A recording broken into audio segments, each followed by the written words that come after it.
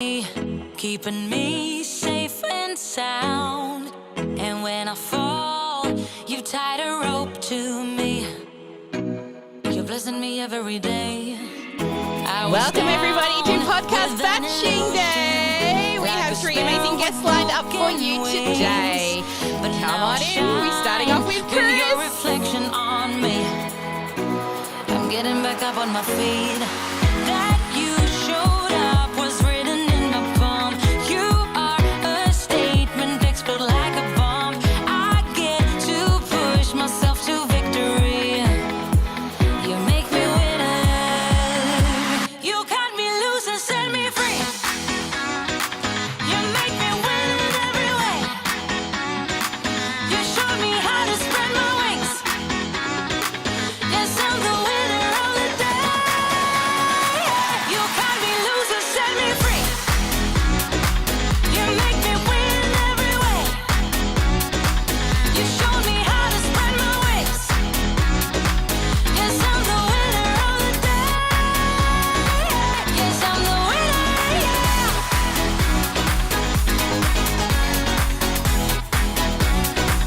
'Cause I'm the winner, yes. Welcome everyone joining us on the live podcast recording day. If you're tuning in, let us know where you're joining us from. Where in the world are you? Look back, and when I move, there ain't no stopping me. You're pushing me up to the top. I saw the clouds looking angry, but then the sky reached my mind. And when I space out, I see the possibilities unfolding the way that I want. That you showed up was written in my palm. You are a statement, explode like a bomb. I get to push myself to victory. You make me winner. You cut me loose and set me free. You cut me loose. You make me win in every way. You show me how to spread my wings. Yes, I'm the winner of the day. You cut me loose and set me free. You make me win in every way. You show me how to spread my wings. Yes, I'm the winner of the day. Yes, I'm the winner, yeah.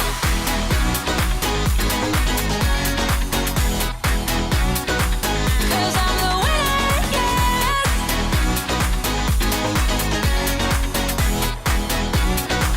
'Cause I'm the winner, yeah, yeah, yeah. Ooh, yes, I'm the winner, yeah. Welcome everybody to Straight Talk with Sally. Today is Podcast Batching Day. We have an amazing lineup of guests for you. Let me know where you're joining us from around the world. But we are going to be also kicking off a series of interviews. Now, they're not all going to be recorded today, but there will be a series of interviews that's coming around people who have made $1 million on Kajabi. So that is our first guest today, but the rest of our guests are all lined up and ready to go. So we're going to be kicking off today with KRIS, talking about the teaching revolution, our very first millionaire Kajabi expert coming on. Then we're going to be talking to actually Jared, who works at Kajabi. It's a Kajabi kind of day. I've actually been teaching how to build Kajabi programs this morning for Shalene Johnson and her Marketing Impact Academy students. So it seems like everything is revolving around Kajabi today. And number 3, we're going to have Sally Prosser here. She is an Aussie just like me, and she's a voice coach. So I can't wait to have all of our 3 amazing guests. Yes, exactly, Joyce. What an amazing lineup and a great set of topics. All right, guys. Now, if you've never had reminders about any of our live events, then you can register for... There she is. She's jumping around. Dr. Sparkle, just go to sparklewithsally.com. She's our messenger bot. And what she will do is she will send you messages when we go live for any live events, live trainings, or podcast batching day, right? If you want to see the lineup of all things Sparkle, then you can subscribe to our channel. But if you're over here right now on YouTube, hit that subscribe button, like and follow. Hit that little bell, right? Ding, ding. Well, today, though, I want to chat to you about who our first guest is. Our first guest is the start of a series we're about to start doing, interviewing Kajabi millionaires. And I'm really looking forward to the lineup that we have coming for you over the coming episodes. But this guest started his own business in a different country at the age of 23 without actually speaking the language. And having a business experience or having a lot of money to invest was probably one of the most challenging things that he experienced in his life. Now, in his free time, he loves to travel. I mean, who doesn't, right? That's why we live this laptop lifestyle. Spend time with friends and families. He goes kayaking, plays soccer and reads books. And I can see his office. I can tell he likes to read books. I'm a listener. I'm an audio girl. But, you know, they look pretty on the wall. And one of the things he loves doing more than anything else is teaching English. And that's his passion, and he absolutely loves it. He's a teacher, a trainer, a coach, a consultant, an influencer, innovator, and an entrepreneur. Please help me, everyone, in welcoming our first guest. It's KRIS AMERIKOS. Hello, Chris. How are you? Thank I'm you so so excited much to for have that you on. introduction. I'm good. Thank you so much. That was amazing. Wow. I'm so excited that you're our very first guest in the Millionaire series. Before we get into talking about all of that, tell us a little bit about your background, and where you started from and how you got to where you are now. Yeah, thanks a lot. Well, so it was 2009 and I really didn't know what I was going to do with my life. I just finished university. And I thought, I'll take a little break and then I'll come back and get a real job and, do what everybody else was doing. And I ended up going to Russia for 3 months. And while I was there, I just loved it and I wanted to stay longer. So I had to find a job. And that job, since I didn't speak the language, ended up being teaching English. And so about a year after that, I started an offline language school in Russia. And then a few years after that, I decided, I should move back to the States, more opportunities and all of that kind of stuff. And I had to figure out how to move that business online. And so that's the beginning of the journey right there. And that was really the hardest part, probably. Yeah. So so you started teaching English, did you have any teaching background prior to going in and teaching people how to speak English? Nothing. No. Yeah, I had majored in psychology for my bachelor's and then international relations for my master's, and that was it. Wow. Yeah. See, guys, when you think you can't do something, look, listen to that. Seriously, didn't know how to teach English, and I'm guessing they had a little bit of English. How could you understand them? If they're speaking Russian, how did you do that? Be able to say and teach Russian people how to speak English? I'm so curious. Yeah, so I didn't speak the language at all when I first got there. Of course, I learned over the time being there because I ended up staying for 8 years. Wow. Okay. And by the end, I could speak pretty fluently, and I still speak Russian. But in the beginning, it was just about finding people who could help me out doing some basic stuff. And so I think team is really key to success in any business, right? Yeah. Oh, 100%. Yeah. I mean, team is where we put our attention the most. I put my attention. They're my best customers. It's my team, right? They're the ones you want to look after the most because they help with so many things. Well, being that you're a millionaire, okay, you've made $1 million. Actually, share with us what happened recently. That you told me before we came live. Yeah, so just at the beginning of the month, we passed the 2 million mark through Kajabi. So I went and shared that with the community on Facebook, and that was nice to be able to just share that with everybody. And our team was really excited about that. But like, not all the money goes through Kajabi too. There's Yeah. other places where you're taking sales, and so. But to have it right there in Kajabi, it's a good motivator. That big number when you log in. Yeah, how nice. A Two Comma Club award.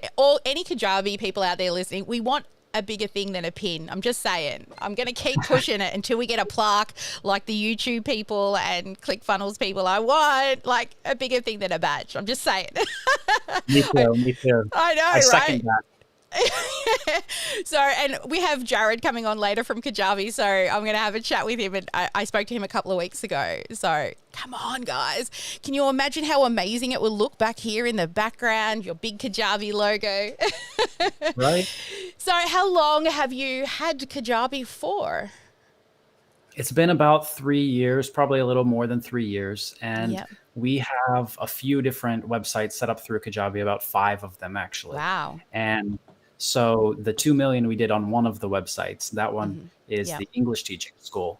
But after we saw that, this was working, and I went through this process of moving from offline to online and then having to learn marketing and having to learn how to run an online business, then I saw that a lot of people who were teachers were struggling with the same thing.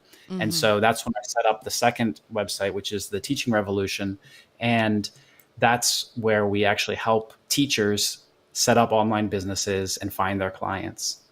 Yeah, wow. So 5 different ones running now. You're definitely an entrepreneur, like through and through, right?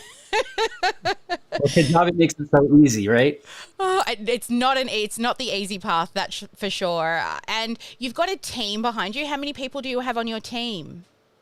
So it's fluctuated over the past few years, but at one point we had about 35 people, and right now we've narrowed that down to about 20 people. And I know it's so hard to hire and manage a team. I mean, I don't have as many as you. How has that, as a business owner, that learning process been? It's really difficult in the beginning to understand what you need to delegate and when you need to delegate. And so having a great girl named Tanya, who's my right hand, who helps with everything.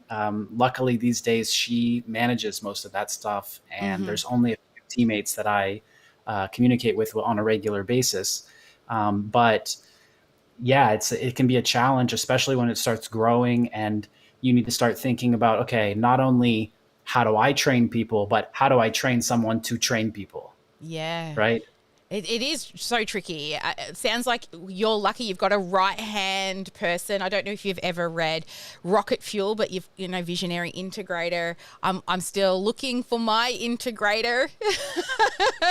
So that sounds. I'm so happy for you that you have that person. But sort of tell me, what does a $1 million a year information business really look like? What does it take to run a business like that?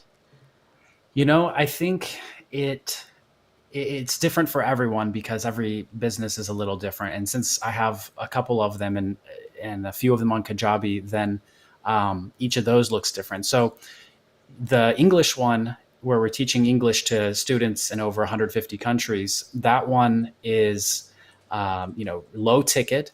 We're selling a cheap product. And so there's just a ton of clients at the same time that need to be dealt with and managed in different ways.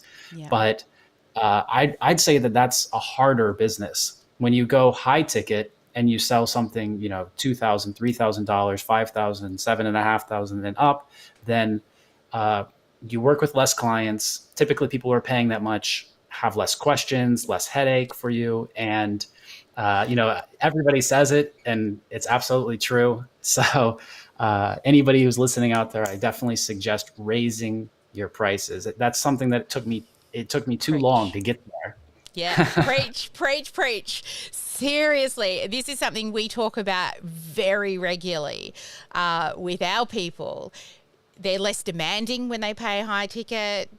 there's like, I used to, same as you, I sold like low ticket thinking, oh, if it's low enough, I'll get more people. But it's easier to sell one $10,000 product than it is to sell, I don't know how many $100, even $49 products. It just is easier. And we get less people complaining. They don't want to sound silly, so they'll Google first as well. And yeah, like Kris says it, I said it, I say it all the time, charge high ticket. And it does. Did you find that having that low ticket and then switching to high ticket, like in the sales process, how did you find like selling that low ticket and the feelings behind then upping the price that comes with now asking for, $5,000 or $10,000? Yeah, I think a lot of times when a person is just entering a market, they want to go with that low price because they feel like they need to be competitive in the market. And they feel like if they charge something higher than what the direct competitors are charging or what the lower end of the market is charging, that they'll kind of, they won't be able to compete, that they won't be able to offer the same perceived value. And that's really not true, I think, because the price is part of your brand. It's part of the value itself. And getting a person to make a bigger commitment to you and your product and your service, that is part of the whole process of them actually getting results. And you'll probably see that people who pay more are going to get better results anyways than the people who pay less because they're more invested financially and emotionally. Yeah. And then you can also increase your value of service as well. Like we can hire more staff. We can have more software that does more fun things, right? There's so many other benefits, both for your customer who's more invested and also for internally within the business. Like I always sort of say, when we put our prices up, it's not because I want a pay rise. It's because I want to make the customer's experience better by hiring better experts. So, you're speaking my language. So everyone who's listening, seriously, you hear me say it all the time, and we hear it from another millionaire business owner here. Put up your prices, right? Yeah. Put up your prices. And I think it's another reason people are scared to do it is because they're afraid that it's going to take that much more investment or advertising spend to find those customers. And that's just not true. Mm-hmm. So I can give the example of even the low ticket offer that we were at $49.99 a month for a year and a half. And we increased that to $100 overnight, just like, okay, this is stupid. We got to increase the price. We did it. And, it was costing us about $50 to get someone to pay $50 a month. Uh-huh. And all the profit was on the following months of their subscription and the upsells. But when we switched to 100, the cost to get someone in went up to 75. Yeah. So actually we were profitable on the front end. And yes. So that's something that people, they think that, okay, if I double my price, it's going to, my price per conversion is going to double too. That's not how it works. No, it doesn't. We recently we just ran a campaign ourselves, and our prices have just gone up, but our cost per acquisition didn't change. It's exactly the same. Yet we went up by $7,000, but our front end cost per acquisition is exactly the same as it was before. Pretty crazy. I was like, thank you. I was a bit stressed over Christmas because we didn't have a great launch in November, but now I was like, whew. Yeah, something recently happened to us like that too. We were selling a product at $2,000. Yep. And then we decided to increase it to $7,500. Yeah. And the conversion rate went up like a very insignificant amount. And it was just because we ended up targeting a more specific group of people. And that made everything so much better. I think that's another issue that a lot of people face in the beginning is broad targeting, not niching down in the beginning. And especially with those, special high ticket offers, you have to be specific about who you serve, right? Yeah, 100%. Like we used to teach all the technologies. All of them. And then one day we said, nope, just keep in Kajabi. That's it. If you want to do WordPress, you want to do ClickFunnels, you want to do lead pages, we're not for you. There's somebody else out there. And we skyrocketed to like $1 million business as soon as we stopped trying to please everyone. So I know it can be hard, people. Like, I know you're listening out there thinking, but how? Just work with people.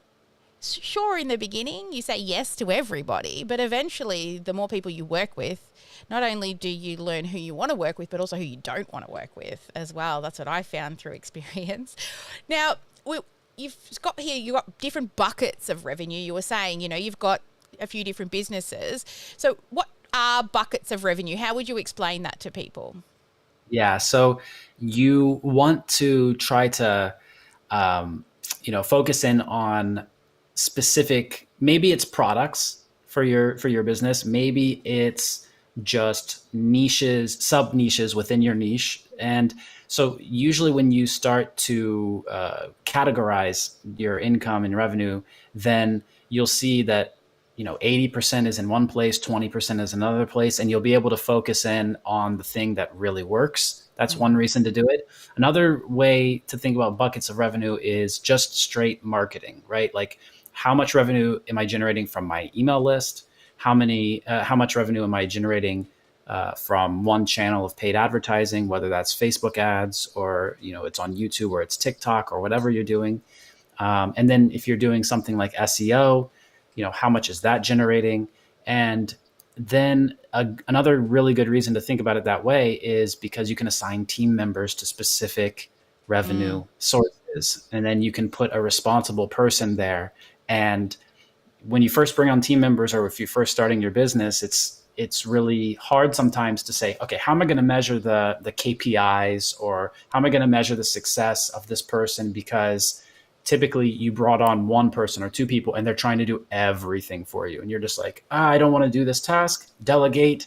And then it ends up that you're not even measuring their success. And then you end up having to come back in and do it yourself again. And that's really frustrating. So it's better to break it down into these categories and buckets. Yeah, I love that and this is what we also share with our community. So see, look, what we share is another $1 million earner speaking the same language.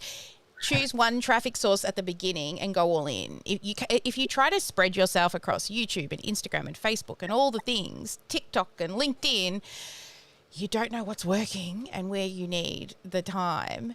And 20% of your 80% of your 20% of your effort brings you 80% of your revenue. And I found that we were trying to do all the things, and then we just go, let's just do Facebook, right? My people are old, right? They're 40, 50, 60. They hang on Facebook. They're not dancing around on TikTok. So we just went all in. But now we've got a bigger team. We can go in on LinkedIn, and it's great. And I think that's a really important message that Kris shared there.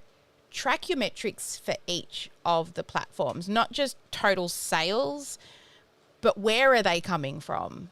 Because each platform has their own things that you can improve upon. So that was really good. Because when you think buckets, you might think to yourself, because when I saw that, we're going to talk about buckets today, I'm like, oh, I love talking about putting people in buckets. People like to take quizzes, be put into buckets. And then I was thinking like affiliate payments, right? Mm-hmm. And then I was thinking a bucket from investing in property and a bucket from stocks and bonds. But you've then said buckets from the different traffic source. I'm like, yeah, I never thought about buckets when we track it, but I'd never really considered it a bucket. It was just, yeah. So great tip, hot tip, guys. Make sure you're tracking those sexy numbers in your buckets. All right. So there are 4 types of offers that you must have. Please explain what they are. Okay. Well, I would say that first of all, you need to have an acquisition offer. And sometimes this is called like a loss leader. So that's what we were doing before. We had a $49.99 offer. And if it costs us $60 or $70 to get someone to pay $50, then we're losing money on the front end, but we know that we'll make that up on the back end or on recurring subscriptions. And so that's one example of an acquisition offer, right? And so using an acquisition offer just allows you to get people in the door. It allows you to offer them some basic value, and so they know who you are, and now you can work with them and move them up the ladder, right? Yeah. Another one is a recurring offer, and I mean, every business really needs to have a recurring offer. This in high ticket businesses, this is something that usually gets put in place later. Yeah. But this is like what stabilizes your business, right? So this is what makes it predictable over the long term. Because, for example, in the recurring revenue business we have, I don't have to think about what's going to happen next month. I know that I'm going to have a basic amount, even if I don't even bring in any new clients. Like we have some people who joined like 2 or 3 years ago for $500 a year for this, what was $50 a month. And I wake up this morning, I'm like, oh, $500. Someone's subscription just renewed, and it takes no work and there's no ad spend on that. And so that's just a great thing to have in your business to give you stability. Another thing that you should be thinking about is like a liquidation offer. So if you sell something low ticket in the beginning, right? One person who does this really well, I really like it, is Sabri Sudi, another Aussie. Yeah. I so- got that one. So he sells this book Yeah. for free plus shipping. Yeah. And so for me, that ended up being like $3, right? So he's not making any money on the book, but immediately after that, he's hitting you with upsell. And he does it really well. And so he's acquiring a customer. He's acquiring someone who's able to pay by getting them to get this book.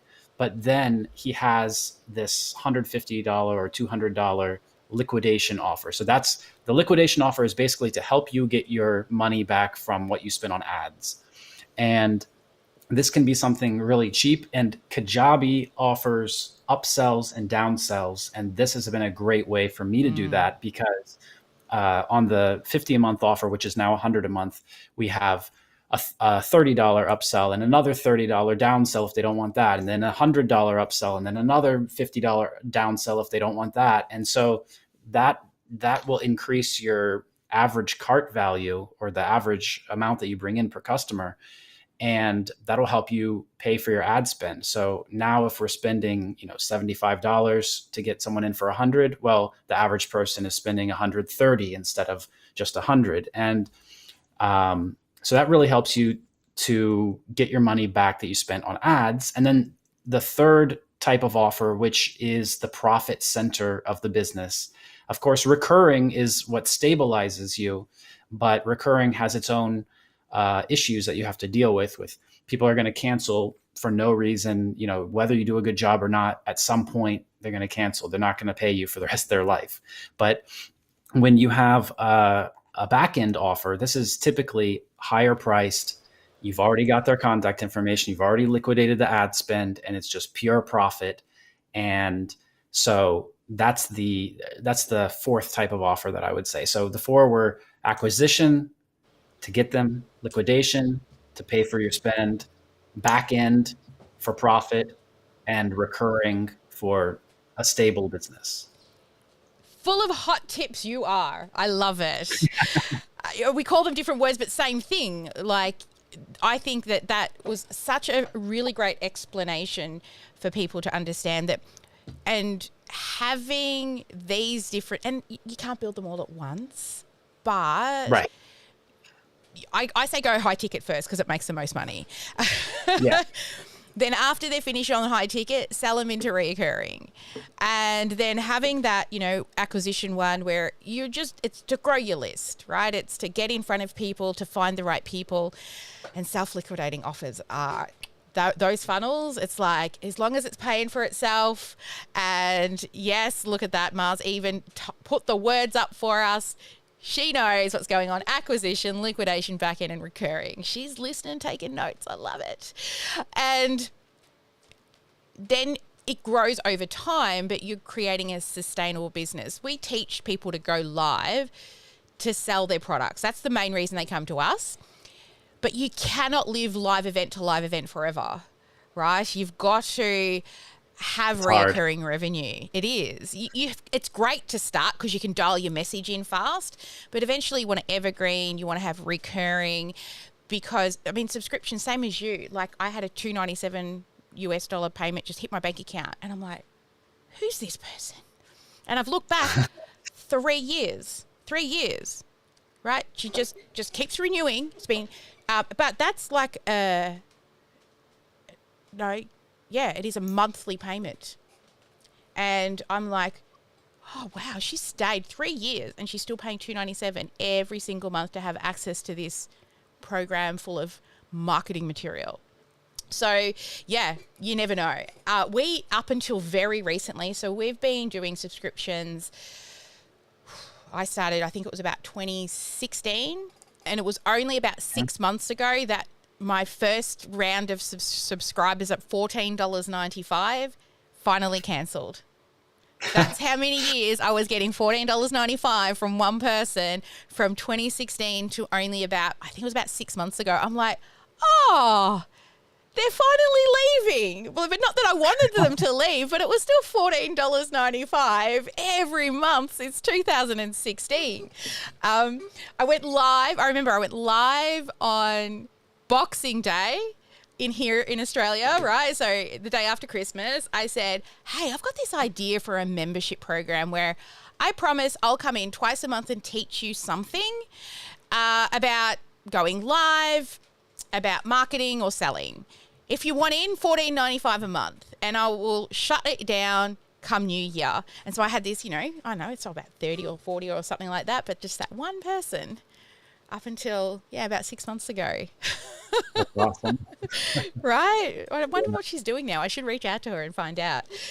I actually just started doing live videos too. And, when I first went online to teach English, that's what I thought I had to do. I thought I had to show the value that I could give. And so I would just go answer all kinds of questions and do a lesson live. And then, it's amazing when you do something well live, how people notice, and it connects you to other opportunities. Because what happened was people saw me doing that. They referred me over to someone else who had a group of 3 million people on Facebook.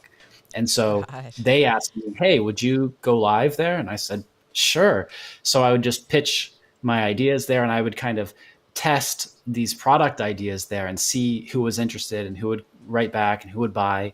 And that helped me grow my following. And so now I've got a Facebook group with 500,000 or a Facebook page, and a YouTube with 360,000. And so that's been really big in helping me get there. That's amazing. Yeah, live's huge. I went live for 365 days straight, not always teaching. A couple of times, I had eye surgery during that time. So I went live with a patch, looked like a pirate, went, hi, I'm live, I got nothing. I just got home from the hospital. Another day I had a fight with my husband. So I didn't go on camera because I'd been crying, just showing the fire. Look, the fire's dancing. Who likes to watch flames? All right, I'm live, goodbye. And then I taught. But over on Facebook was where I did all the lives, and there's still, most of them are still there because sometimes you forget to hit the publish button, and we lost a few. But we went from 2,000 followers to 70,000 just in that 12-month period, just from sharing content. And now my girls are still pulling content from that and making like quick tips on our podcast. So every week when this podcast drops, we have, twice a week there's a quick tip. And then once a week, there's a longer episode, like an interview like this, or a longer teaching lesson with me. And we alternate those two. But they're still pulling quick tips from that year I went live. Just little tiny 5-minute snippets. So so much you can do with a live. I interviewed an amazing woman, Stephanie Liu. I don't know if you know her, but she teaches how to make 92 pieces of content from one video. Right? It's so cool, so cool. What about, this is where we kind of move out of the standard questions around your topic. But I want to talk a little sparkle question time with you. So, Okay. when you were younger, what did you want to be, and how has it maybe shown up for you today? Wow, I don't even know what I wanted to be when I was younger, when I was, really younger, but I went to university thinking I was going to do something with psychology. And I mean, you can kind of say that psychology is part of marketing, is part of sales, is part of teaching. It definitely is, but what I was studying then, I I didn't think that I would be where I am now.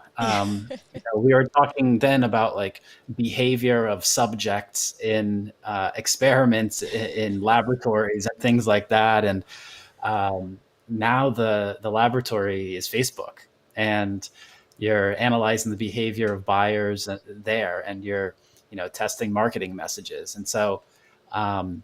I think it's definitely shown up, and some of the things you learn in school, it's strange how they reappear later. But but yeah, I didn't really have a direction in my life in the beginning, and I didn't Yeah. find it till later. That's interesting. Some people are like, I'll be a vet, I'll be a doctor, I'll be a nurse, when you're really young, but you just kind of living life, having fun. Yeah, That's great. that was That's that so was good. my downfall. It took me a long time to actually find something and become serious about it. So That's fine. Same. It wasn't until I was in my 30s. I'd had a daughter and she had started primary school. And then all of a sudden I'm like, oh, I think I found my thing, right? So, yeah, like you can do all the uni and all the study, but it's life experience. I think that, does help it's us. great when that snaps and you are just like, wow, that's that thing. I love that. Yeah. And now it doesn't feel like work, right? We just turn up. Right. We get to do the thing. Like my mum will say, don't work so hard. I'm like, I'm not working hard. I'm just doing the thing. Like it's not work. It's just the thing that I do. Exactly. Awesome. All right. Next sparkle question for you. What are 3 books that have inspired you? Let me see. Big reader, I know. Definitely Blue Ocean Strategy. If you've checked that out, have you read that or heard of that? No, I have not. I'm actually writing it down. Okay, Blue Ocean Strategy. That's a really good one. The premise of the book is that there are red oceans and blue oceans, and so you want to focus on being in a blue ocean. And the metaphor of red and blue ocean is that the red ocean is where everybody is competing over the same things, and so imagine all of the sharks, all the fish in a small fish bowl, and they're all trying to survive. So they're all killing each other and fighting all the time, right? So Yeah, that's the yeah. red ocean. The Yeah. blue ocean is basically this space where nobody is competing, and it's just full of opportunity. And Beautiful.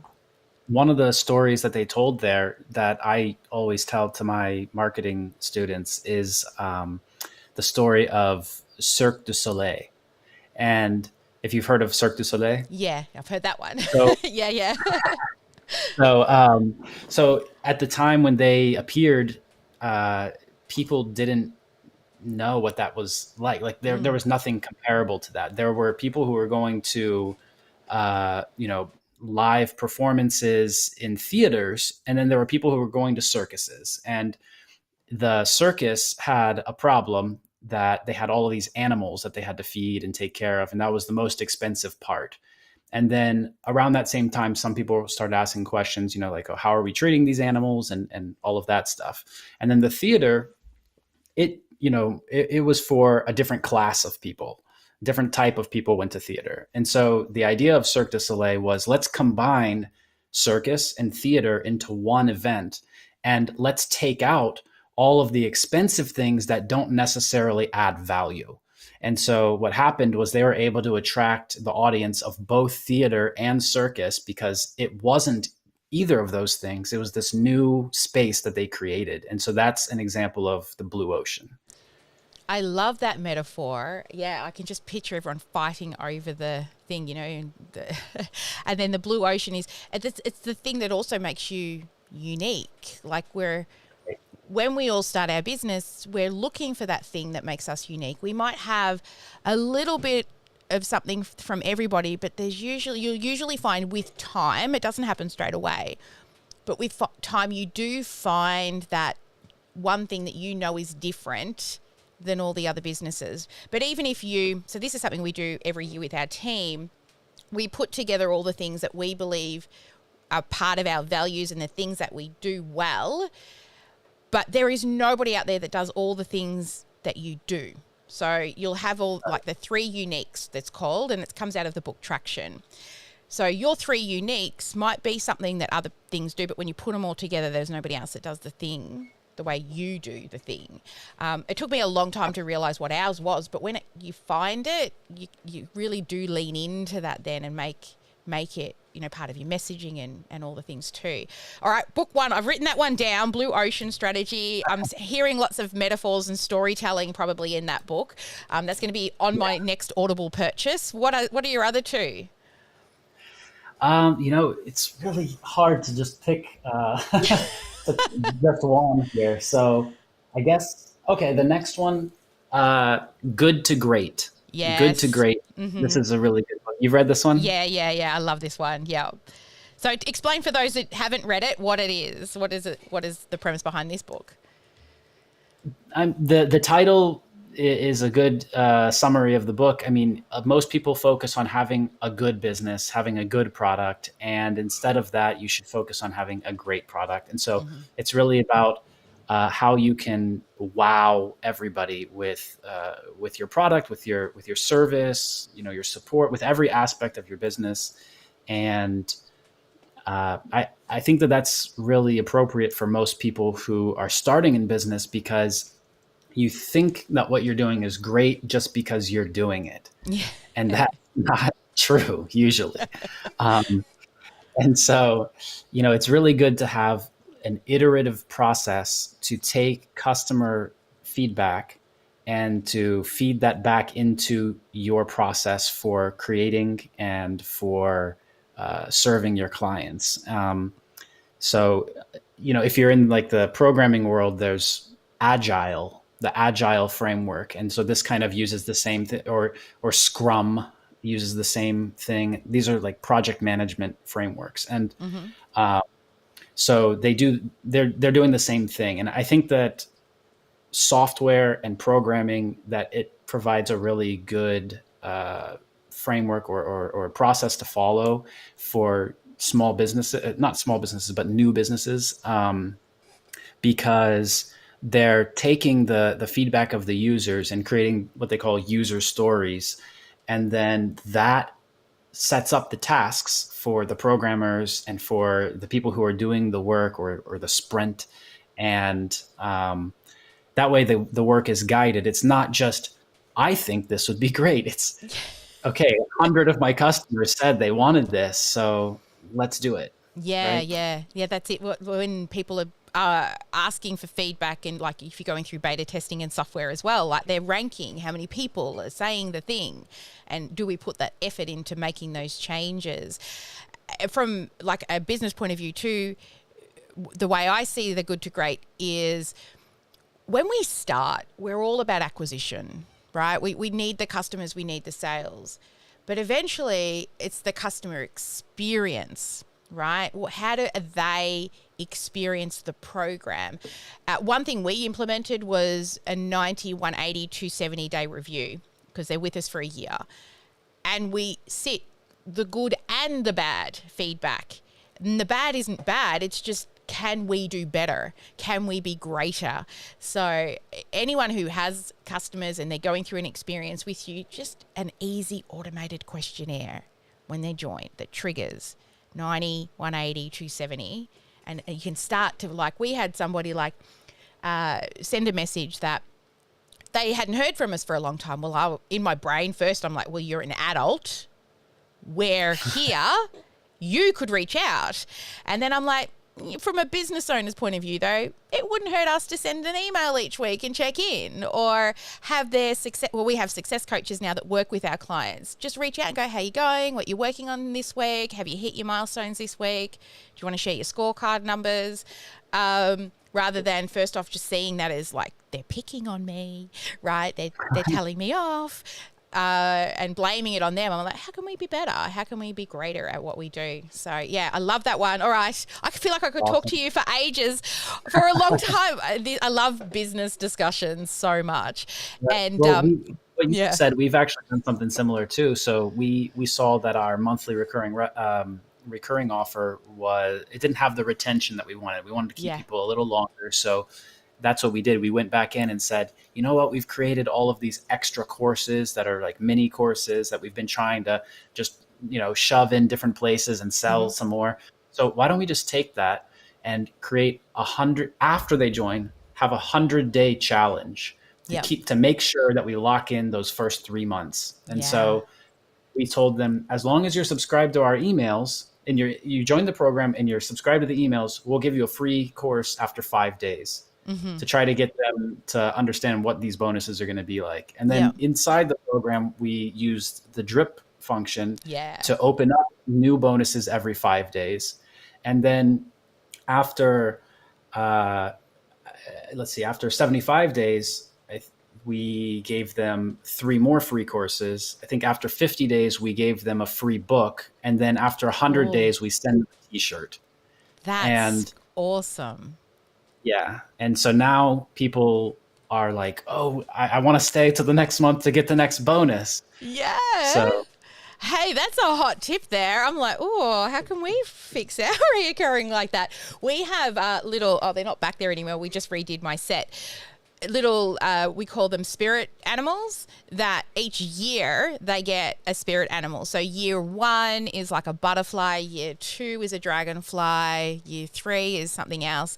So every year they stay with us, they get these little spirit animals that mean different things like transformation and growth and all sorts. So awesome. Yeah, I love that you're gifting and not just a digital product, but like you're sending out a t-shirt. I mean, when I get my little Kajabi t-shirts and I got a Kajabi mug back there, right? Like, it's nice to get real life swag in the mail, right? Kajabi was my inspiration for that too. Because they started sending me the clothes and I wear them a lot. So I started to think, like, wow, people are really seeing the Kajabi brand everywhere that I go. And so I started to think, I need to do that. So actually, when we send them the t-shirt, if they send us back a photo of them in the t-shirt, then we give them another bonus. Yeah. And then we've been able to put those pictures of people wearing our t-shirt all over our website and make that t-shirt bonus a really big visible thing. Yeah. So great. Yeah. Yes. I remember when Kajabi first brought out Kajabi Heroes, and they reached out to anyone and they did the whole t-shirt thing just like that. And we didn't get an extra thing for posting, but you just wanted to be, shared by Kajabi. But they, would put you on their social and share what it was you did if you sent them back, because we're all businesses working for Kajabi, using Kajabi to run our businesses. Yeah. So I love that. We have little sparkle boxes, and I'm 100% guilty of have all these things, but I just don't send them. I need to get better at automating that, because I've got so many beautiful sparkle boxes that I could be sending people. So you've inspired me to get back to actually sending physical things to people. It makes that deeper connection. It definitely does, yeah. I went to a conference where it wasn't very much to go to. It was like $197.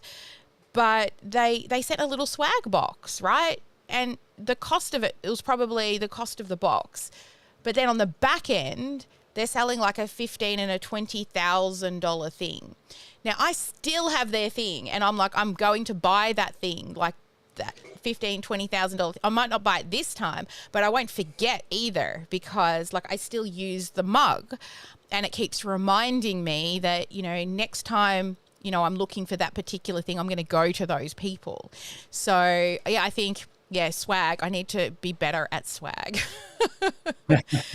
All right, next final sparkle question. If you were to step into my shoes and you could have asked yourself a question, what would you have asked yourself? I'm not prepared for that. Let's see. Probably I'd ask what the most effective marketing funnel or marketing channel is that we're using right now. Okay. So, yeah. Chris, what is the most effective marketing channel that you're using right now? So our main two are Facebook ads and YouTube. But I think that one of the most effective and underrated channels is Google Display. This Okay. is just like so amazing for not only for retargeting, but for your brand. And I would use it for retargeting, not for cold audiences. Mm-hmm. Basically, the way that we do it is, anybody who's visited my website, they are going to see me for the rest of their life. They're going to see me forever. Everywhere they go, they're just going to see me nonstop. And at the peak of when at one point we were spending about $5,000 a day on marketing, and so at that point we had people contacting us, and I remember one comment. A person said, I see you when I open my phone. I see you when I go on the computer. I'm scared that when I come home, you're going to be under my bed. That's hilarious. Yeah, I know the thing, right? Because I always I talk to people about it. It's like you go to this shoe on a website, and now the shoe is chasing you everywhere. Yeah. It's everywhere. That's really, I've never actually thought about, and we don't use that. So I'm going to talk to my marketing team, use Google Display. See, I've learned so much today. So much. So yeah, display is great because, it's good to start with one thing, right? So you're on Facebook, you have the cold ad, they click that, they go to your website, you retarget them on Facebook. So it's one platform, but it's a completely different feeling when they go off platform and they start to see you everywhere. And Google has that ability to just put you everywhere because there are so many websites that are running Google's ads on their websites to earn money.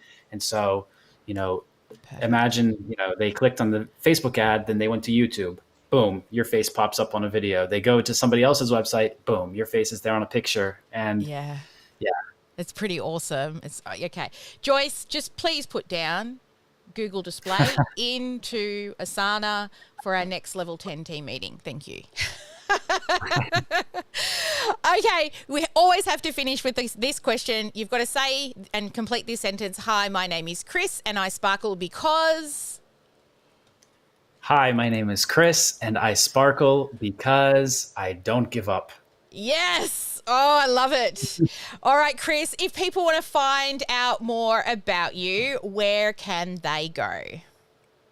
So it's easy to just send me a direct message on Facebook. You can find me, KRIS AMERIKOS Huntley.